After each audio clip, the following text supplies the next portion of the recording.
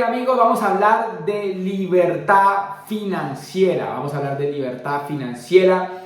No es algo que haya logrado 100%, como ya lo dije en algunas otras ocasiones, pero es algo que estamos buscando con mi esposa, luchando, enfocados en lograrlo con un plan de acción coherente, congruente. Y hemos visto el avance total con respecto a a este objetivo, y es lograr nuestra libertad financiera.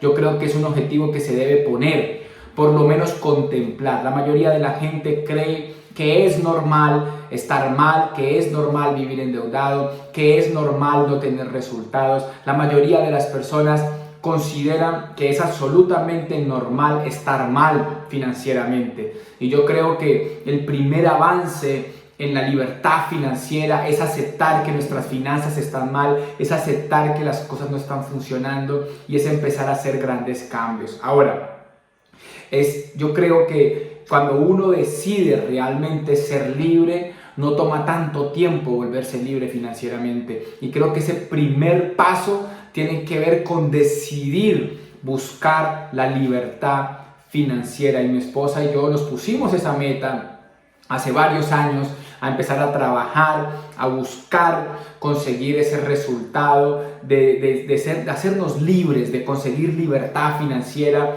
y todo el tiempo estamos luchando para lograrlo. Ahora, las finanzas cambian cuando yo asumo el 100% de la responsabilidad.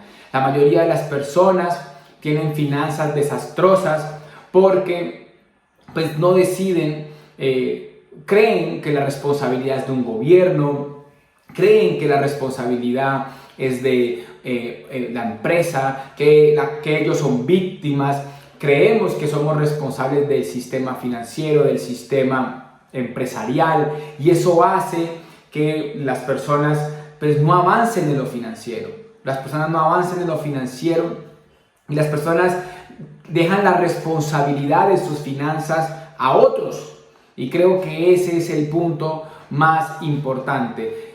Estamos hablando de libertad financiera. Estamos hablando de libertad financiera, y ese primer paso para poder lograr la libertad financiera, que claramente, como ya lo dije, posiblemente todavía no lo hemos logrado, pero estamos absolutamente seguros que vamos en ese camino. Y ese primer paso es decidir realmente ser libre. Las personas a veces no creen que eso se pueda lograr y creen que no es para ellos, y toman como normal pues vivir mal, toman como normal tener malas finanzas, y creo que ahí debe haber un gran cambio de paradigma, ¿sí? Entonces las finanzas cambian cuando yo asumo el 100% de la responsabilidad. Ahora, vamos a hablar de varios paradigmas que hay que romper para empezar a por lo menos caminar en la libertad financiera.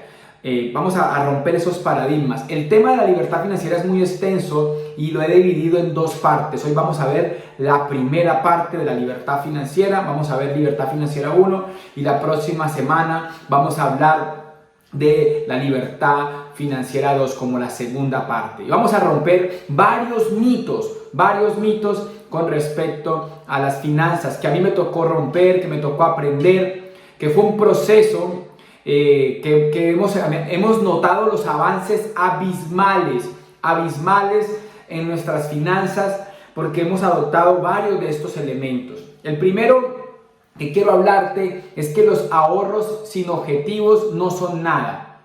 Hay que ahorrar con objetivos. Siempre nos hablan que las finanzas se pueden restaurar, y que uno de los hábitos que permite restaurar las finanzas son los ahorros, ahorrar. Pero si no hay un objetivo en el ahorro, eso no sirve de nada. El ahorro tiene que tener un objetivo, y ojalá un objetivo estratégico, y ojalá un objetivo que tenga rentabilidad, y que tú analices profundamente a dónde voy a destinar esos recursos, que se multipliquen y que generen nuevos resultados y mejores resultados. Ahora, las finanzas normalmente son un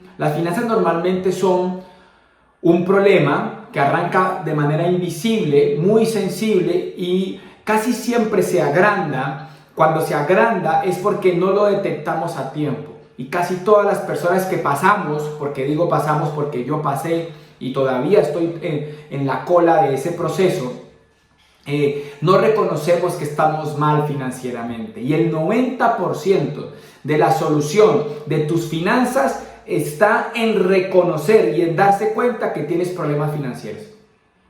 La mayoría de las personas no reconocen que tienen problemas financieros y se la pasan tapando un hueco con el otro y destapando un hueco y destapando el otro y destapando un hueco y destapando el otro y se destapa un hueco para tapar a otro. Ahora, hay que empezar a generar conciencia cuando ya acepto el problema.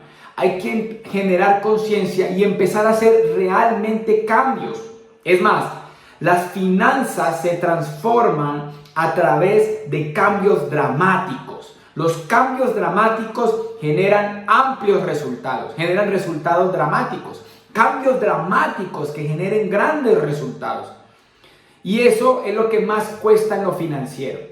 Lo que más cuesta en lo financiero es empezar a hacer ese tipo de cambios. Ahorros fuertes, desprenderse del qué dirán, paradigmas como comprar carro nuevo, que yo todavía he caído en esa trampa, pero lo he estudiado y entiendo hoy claramente, después de haber vivido el error, lo comprendo. Entonces el concepto es, ok, que hayamos cometido el error no quiere decir que tengamos que volverlo a cometer. Cambios dramáticos. En lo financiero hay que empezar a hacer cambios fuertes para poder lograr tener nuevos resultados. La mayoría de la gente se va acomodando a los problemas financieros, a esos silenciosos problemas financieros que después terminan como cáncer financiero. Errores sencillos como pagar la tarjeta de crédito, volverla a pagar y sacar y hacer avance y pagar y hacer avance y pagar. Gracias a Dios y a todo el proceso que hemos venido trabajando fuertemente, decididamente por buscar nuestra libertad, hoy no tenemos tarjeta de crédito. Y eso fue un súper avance. Yo llegué a tener 14 tarjetas de crédito. Y tenía ese paradigma, ¿no? De pagarla y sacarla, pagarla y sacarla, pagarla y sacarla. Y llegué a creer en el estatus financiero y caí en la trampa del estatus financiero que daban las tarjetas de crédito. En ese estatus financiero, en ese ciclo vicioso de dar y dar y dar vueltas, ¿no? Entonces hay que tener cambios dramáticos para poder que hayan resultados grandes, para que hayan resultados amplios, para que se den nuevos resultados. En lo financiero hay que ser mucho más exigente.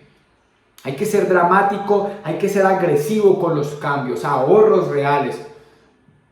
A nosotros nos ha tocado que hacer un curso extenso y agresivo en lo financiero. Ahora, no esperes a que haya un síntoma ya fuerte para cambiar. Mira, los cambios generan dolor, pero no esperes a que el dolor te cambie. Los cambios generan dolor, pero no esperes a que el dolor te cambie, porque es peor, porque vas a sufrir mucho.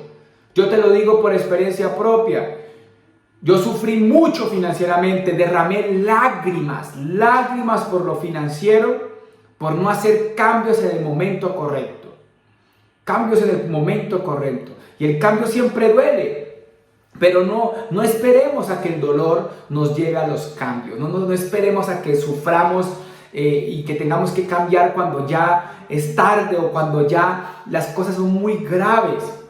¿Ya? Y eso me tocó aprenderlo con creces. Con creces me tocó aprender a empezar a hacer cambios. Y yo empecé a hacer cambios ya con patologías muy agresivas. Una de ellas fue los mitos de la deuda. Para mí era normal la deuda, para mí normal era prestar. Y había un mito ahí de prestar dinero, me creí el cuento, yo creí en el cuento, yo caí en esa trampa de que uno puede utilizar el dinero como instrumento para crear riqueza. Y eso es un mito. Ahora, si yo presto dinero a intereses para crear negocios, pues debo verificar que realmente la rentabilidad del negocio sea tan grande que absorba el riesgo de que no funcione y que le pague la deuda. Ahora, montamos negocios con la ilusión de que nos va a ir súper bien y lo hacemos a través de la deuda. Y entonces cuando el negocio no funciona, tenemos doble pérdida. La pérdida del negocio y la deuda, los intereses de la deuda. Y eso fue lo que a mí me pasó, porque yo empecé a prestar para crear negocios. Y si no me funcionaba un negocio, yo prestaba para otro negocio a intereses y el negocio no funcionaba, el negocio creaba deudas, los negocios tradicionales crean deudas, quedas endeudado con la nómina, endeudado con arriendos, endeudado con impuestos, endeudado con bancos, endeudado con gastos operativos. Entonces quedas con la deuda del negocio y con la deuda que prestaste para crear el negocio. ¡Ah, qué belleza!, ¿no? ¡Qué belleza! Y entonces que tenemos un mito de la deuda, ¿no? Yo tuve el mito por muchos años de prestar para divertirme, de prestar para vacaciones, de que yo nunca, el concepto de hay que disfrutar la vida, entonces yo prestaba para ir a San Andrés, prestaba para ir a Miami. Recuerdo que mi primer viaje a Disney fue con el mismo típico mito de la deuda, con tarjeta de crédito y con crédito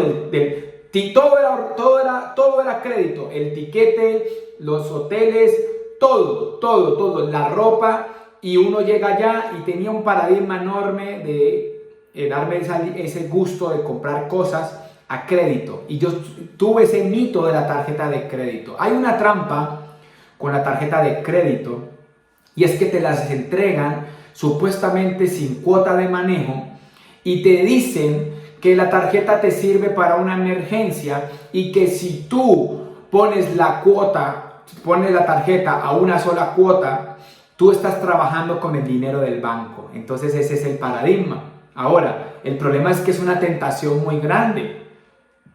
Es una tentación muy grande. Yo llegué a tener 14 tarjetas de crédito, $50,000 en tarjetas de crédito, porque era un mito muy grande. Entonces yo me creí el cuento, ¿no? Que por si las moscas, decimos en Colombia, por si las moscas. Entonces por si las moscas, yo pasaba por un almacén y estaba con descuento y como tenía la tarjeta de crédito, yo la usaba. Por si las moscas, y por si las moscas era que había un viaje familiar, un paseo a alguna playa o algo, yo utilizaba las tarjetas de crédito. Por si las moscas, y cuando menos pensé, tenía $50,000 en tarjeta de crédito. A 36 cuotas, entonces ya las pagaba, las sacaba, las pagaba, las sacaba, las pagaba, las sacaba. Eso es un mito. Ahora, si tú todavía no has caído en ese mito, pues mantente firme, mantente firme. Las deudas solo enriquecen a quien presta el dinero. Hay un mito ahí, ¿sí? Es un mito. ¿Ya? Claro, van a haber personas que van a estar en contra de esta información. Posiblemente porque su carácter, su temperamento, su inteligencia emocional les permite tener control sobre sus gastos y su tarjeta de crédito. Pero el 90% de la gente no puede. El 90% de la gente no puede y cae en la trampa con la supuesta tarjeta sin cuota de manejo y a una cuota. Y cuando menos piense, está pagando a 36 cuotas. Es como un vicio y así arrancamos la mayoría. Yo tuve el vicio de las deudas. Yo tuve el vicio del qué dirán. Yo tuve el vicio. Entonces la deuda no es un instrumento. Solo hace rico a los bancos. Ahora, hay modelos empresariales, estoy hablando para personas normales como yo. Hay personas y empresas que saben estructurar modelos financieros para invertir a través de la deuda y crear grandes patrimonios. Pero muchas veces ese tipo de ilusiones que nos venden los sistemas bancarios y la televisión, pues nos terminan generando un problema mucho más fuerte. O sea, todo el concepto que estoy hablando y vamos a seguir abordando es que se puede vivir bien financieramente, pero tenemos que empezar a hacer estos cambios, empezar a romper estos paradigmas, empezar a quitarnos todas estas creencias limitantes, ¿sí? De empezar a construir nuevos hábitos sanos para poder crear libertad. Y hay una frase que me encanta, que es muy real, y es que los secretos de los ricos no existen. Los secretos para hacerse rico no existen. No existe ese concepto que los secretos para hacerse rico. No, porque no son secretos, porque lo que hay son principios. Y si tú empiezas a aplicar principios, pues claramente va a funcionar tus finanzas. Entonces los principios dicen que no debemos prestar, que somos esclavos de quien nos presta. Yo me enteré de eso ya después de que estaba absolutamente endeudado, ¿ya? Los principios dicen que no debemos ser fiadores. Los principios dicen que debemos honrar a padre y madre, que debemos claramente poder honrar a Dios, que tenemos que dar. Los principios dicen los secretos. Ahora, es muy normal porque los principios chocan con la cultura. La sociedad y la cultura chocan y este tema es muy complejo. Cuando nos metemos en lo financiero, incluso hay que tocar lo espiritual.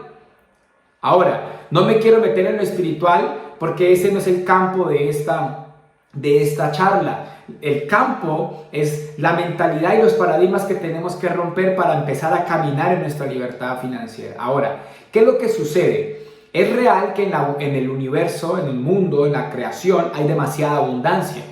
Hay demasiada abundancia. Y esa abundancia te puede confundir. Te puede confundir. Porque hay un paradigma que todo va a estar bien. Entonces todo el tiempo nos vamos endeudando y vamos gastando de más porque Dios proveerá y porque todo va a estar bien. Y es real que hay abundancia y es real que Dios mete su mano en nuestras finanzas.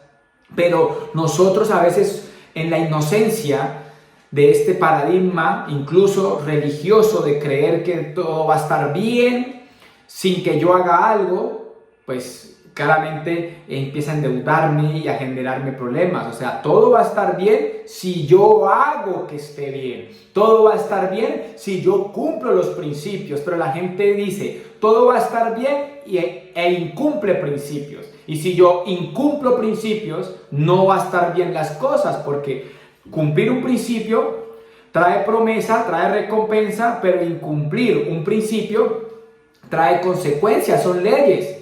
Son leyes y principios que claramente van a impactar mi vida. Entonces hay un paradigma en lo financiero y es Dios proveerá, todo va a estar bien, ¿sí?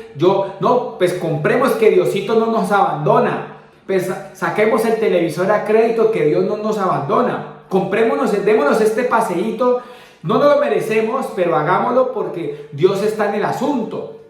Entonces, pues claramente eso es irresponsabilidad. Es irresponsabilidad. O sea, la abundancia nos puede llegar a confundir. Todo va a estar bien siempre y cuando yo hago que esté bien, siempre y cuando yo cumplo principios. Ahora, la riqueza, el dinero, se crea de la misma manera como se ha creado siempre. Hay una fórmula para crear la riqueza, sí existe. Y cualquier ser humano puede crear dinero. Todo ser humano crea dinero constantemente, crea fuente de ingreso a través de el tiempo, la energía y la mentalidad. A través de las ideas, a través de la acción, a través del tiempo que dedica a algo. Ahora, verifica que lo que estás haciendo sí sea fuente para crear riqueza. Porque hay vehículos económicos que no crean riqueza. Hay vehículos económicos que por más que tú hagas lo mismo, no vas a crear riqueza. Pero a través de la creatividad y la imaginación, la energía y el tiempo y la acción, yo puedo crear dinero. Por ejemplo, para crear YouTube, que estamos viéndonos por YouTube, para crear YouTube, tuvieron que dedicar un tiempo, desarrollar una idea, poner energía en acción y así crearon YouTube. Y YouTube da dinero. ¿Ya? Ahora, mucha gente cree que el dinero se crea con dinero. No, el dinero se crea con energía, con tiempo, con creatividad, con acción, con la mentalidad correcta. O sea, no es con suerte que se crea el dinero. Y eso es un paradigma que hay que romper. Hay personas que creen que los que tienen dinero tienen suerte y hay personas que todavía hacen lotería y hacen chance. Andan buscando el dinero de la manera equivocada. Si tú ahorras ese dinero de la lotería, del chance, del baloto, del super gordo, del mega gordo, lo utilizas, lo ahorras y con creatividad, energía y tiempo y acción creas una idea, una oportunidad de negocio, un proyecto empresarial, vas a poder crear riqueza. Pero hay que romper ese paradigma de la suerte, ¿no? Que el dinero y la suerte como que van de la mano. Ahora, para ir cerrando el concepto número 1 que vamos a trabajar de libertad financiera, para ir creando estos paradigmas, hubo una herramienta que me ayudó muchísimo, que mi mentor espiritual me ayudó mucho en eso, y fue que hiciera presupuestos. Mis finanzas eran un desastre porque yo no hacía presupuesto. Entonces empecé a hacer presupuestos. Tengo tablas de ingresos, de gastos, de pasivos, todas las tablas con fechas, con datos, con información certera. Ahora, ¿para qué sirve el presupuesto? Para darle un horizonte a tu dinero, porque si tú no pones un presupuesto, el dinero se espuma. Cuando tú no pones un presupuesto, tú no sabes a dónde va el dinero. Y como no sabes a dónde va el dinero, no lo puedes controlar, no lo puedes administrar. Hay gente que dice, no sé en qué se me fue. Y no nos gusta que controlar el dinero, nos sentimos mal. Y no nos gusta que nos lo controlen. Yo muchas veces con mi esposa converso, ella me dice, pues se fue el dinero, pero yo le digo, ok, está bien, pero ¿cómo se fue el dinero? ¿En dónde se fue? Para para verificar y digamos poder controlar y poder buscar una solución para que no vuelva a pasar. Y aprendimos a escribir todo, aprendimos a llevar cuadros a todos nuestros gastos, a todos nuestros ingresos, a todos nuestros egresos, a todos nuestros pasivos, y fue la única forma de tomar control. Si estás viendo este video, si estás viendo esto, si lo vas a ver luego, porque posiblemente luego lo veas en diferido, y todavía nada que te sientas a hacer presupuesto, amigo, tu dinero se te está yendo de las manos. Cuando yo no tengo una dirección, un horizonte real sobre mi dinero, ¿sí? Si yo no tengo un horizonte real sobre mi dinero, él se me va a ir de las manos. Soy yo el responsable y soy yo el que le pone un horizonte, y el presupuesto es la herramienta que le da un horizonte a tu dinero. ¿Tienes un presupuesto? Es uno de los primeros pasos básicos hacia la libertad financiera. Saber cuánto me gano, saber cuánto me gasto, cuánto se va. Y ojo, los presupuestos deben ser anuales. Yo fui víctima de esto todo el tiempo. Tenía presupuesto mensual, pero nunca anual. Entonces todos los gastos anuales me endeudaron. Cuando llegaba el SOAT tenía que sacarlo a crédito. Cuando me llegaba la cuota extra tenía que prestar dinero. Cuando me llegaba el pago de la matrícula nunca tengo. Lo mismo Navidad, nunca tengo planeado Navidad. Entonces tengo los gastos normales mensuales. Y todo mi presupuesto lo hago a mi gasto mensual. Y los gastos anuales, renta, prediales, impuestos gubernamentales, IVAs, todo este tipo de cosas siempre se vuelven una sorpresa. ¿Por qué? Porque nunca los presupuestas.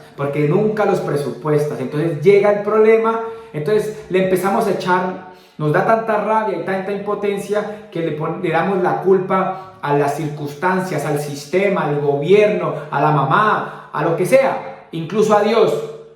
Incluso a Dios decimos, no, es que Dios me abandonó. Hay que tener un presupuesto, ¿ya? Y el error más garrafal que yo he cometido, y hoy lo he minimizado al 90%. El 90% de este error lo he minimizado. No voy a decir que ya llegué al 100 en este error, pero el 90% lo minimizamos. Y es el error más grande en las finanzas, es gastar sin tener. No ser capaces de aplazar un placer momentáneo por una mejor condición financiera posterior. Hay que aprender a posponer el placer por un resultado mayor. Hay que aprender a posponer el resultado momentáneo por un resultado mayor. Eso es madurez financiera. Hay que aprender a posponer el placer momentáneo por un resultado mayor. Eso es madurez financiera. Hay que aprender, vuelvo y lo repito, hay que aprender a posponer un placer momentáneo por un resultado mayor. Eso es señal de madurez financiera. Y ese es uno de los errores más comunes, gastar sin tener. Darnos gusticos todo el tiempo y así nos la pasamos cada 8, cada 15 días, cada 20 días. No importa, el otro mes resolvemos, ¿no? En 15 días le hacemos. Y a punta de gastos hormiga y a punta de cosas que no te merecías todavía, vas creando un cráter. Yo me destruí financieramente y lo confieso y lo he dicho y lo voy a seguir confesando. Un día voy a escribir un libro sobre el tema financiero y lo declaro de una vez y va a ser un libro bestseller porque yo pude darle un giro a un problema financiero de más de $300,000 dándole, trabajando, construyendo. Yo pude haberme literalmente suicidado, renunciar a todo, soltar todo. Pero nos tocó hacer un curso profundo de finanzas y venimos paso a paso, rompiendo paradigmas. El primero, volverme responsable de mis finanzas. El segundo, entender y creer que sí se puede tener buenas finanzas, porque me estaba como acomodando de que no se podía. Ahorrar con objetivos claros. Aceptar que tenía un problema con la deuda. Aceptar un problema que tenía un vicio con la deuda. Aceptar que tenía que quitarme esos paradigmas. Romper esas tarjetas de crédito. Romper los créditos de los bancos. Ya no le debemos a los bancos ni a las tarjetas de crédito. Romper con eso. Romper los mitos de la deuda. No, la deuda es buena, la tarjetica aquí y todo ese mito que nos vende el sistema financiero. Eso solo hace rico a los bancos. Tener un paradigma de que la deuda es un instrumento para crear riqueza. No, la deuda es muy peligrosa. ¿Ya? Si tú no lo sabes manejar, eso es demasiado peligroso. Y tener la esperanza de que sí se puede vivir financieramente bien, entendiendo que no hay secretos para ricos, que no hay secretos para hacerse rico, que hay principios espirituales, hay principios de éxito para crear riqueza.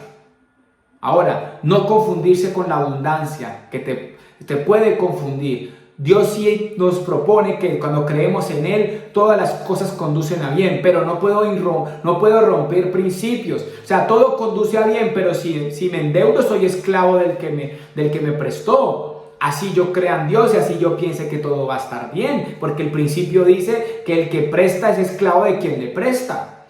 O sea que no solamente es creer en Dios y creer en la abundancia del universo, sino que es cumplir los principios. Entender que la riqueza se crea con mentalidad, con acción, con energía, con tiempo, con trabajo, no con suerte. Y que sí es posible crear riqueza, teniendo los principios claros, ahorrando dinero, teniendo presupuestos enfocados, presupuestos organizados, tener un horizonte para tu proceso del dinero, dejar de cometer el error de gastar sin tener dinero. Ahora, la mayor forma de transformar tus finanzas es creando fuentes de ingreso. Esa es la mayor forma, la mejor forma de transformar tus finanzas es creando fuentes de ingresos. ¿Cuántas fuentes de ingresos tienes? ¿Tienes un plan de retiro? Si en algo me he enfocado y me ha servido muchísimo, es en enfocarme en cuánto bajar más el gasto, porque ya el gasto no puede llegar sino hasta cero. Ya no hay dónde más bajarlo y cero va en detrimento de mi vida.